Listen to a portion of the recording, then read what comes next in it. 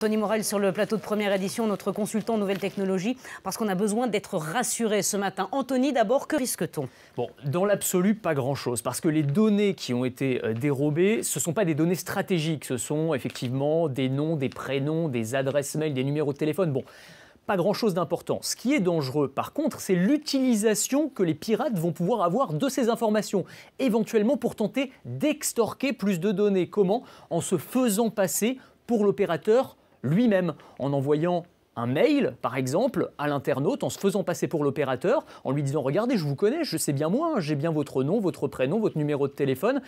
Est-ce que vous pourriez me redonner vos informations personnelles ?» Et là, effectivement, récupérer des informations qui, elles, sont stratégiques. C'est ce qu'on appelle la technique du phishing. Exactement, ou de l'hameçonnage, et ça dit bien ce que ça veut dire, c'est-à-dire que le pirate, eh bien, il va à la pêche aux informations.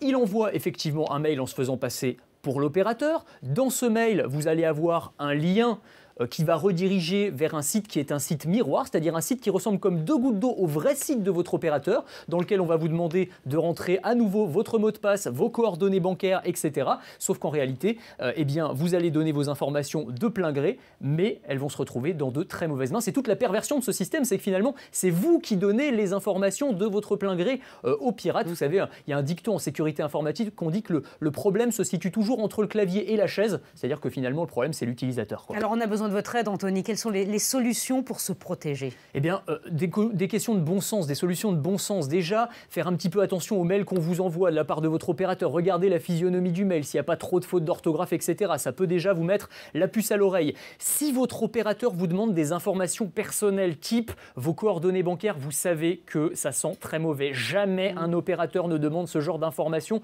directement depuis un mail. Et puis, ne cliquez jamais directement sur le lien qui figure à l'intérieur du mail. Là encore, ça sent très mauvais. Tapez vous-même dans la barre d'adresse le nom de l'opérateur, orange.fr. Connectez-vous sur votre compte. S'il y a une mise à jour à faire, si on a besoin à nouveau de récupérer vos informations, on vous le dira à ce moment-là. Mais ne cliquez pas le lien qui figure dans l'email, ça c'est dangereux.